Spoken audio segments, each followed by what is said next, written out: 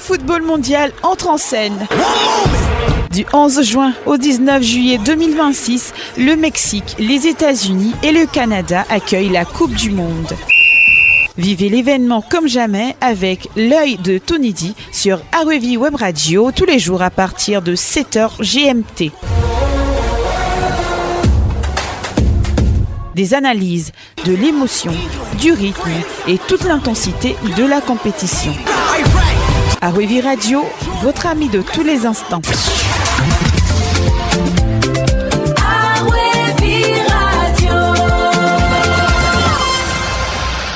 Bonjour, c'est un séisme silencieux, mais ces répliques secouent toute la planète foot.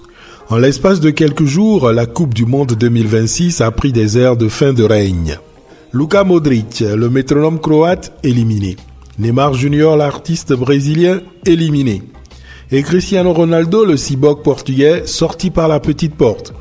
Les géants tombent les uns après les autres, tels des mouches. Le seul rescapé de cette époque dorée s'appelle Lionel Messi.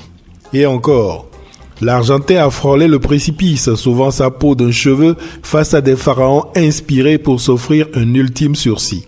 Mais ne nous voilons pas la face. Au-delà des scores, c'est une page du grand livre du football moderne qui est en train de se refermer sous nos yeux. Assistons-nous au passage de témoins définitifs entre la jeune et la nouvelle génération de footballeurs? La réponse est sans nul doute sur la pelouse. Ces monstres sacrés ne perdent pas par manque de talent, ils sont simplement rattrapés par le temps et par un football qui a changé de rythme. Plus intense, plus athlétique, plus vertical. La nouvelle génération ne demande plus la permission, elle enfonce les portes. Les Mbappé, Bellingham ou Haaland ne marchent plus dans les pas de leurs aînés, courent déjà plus vite qu'eux. Pour les nostalgiques, la pilule est amère. C'est toute leur jeunesse qui s'en va avec ces visages qui ont rythmé leur week-end pendant plus d'une vingtaine d'années. Mais que peuvent-ils y faire, sinon se rendre à l'évidence?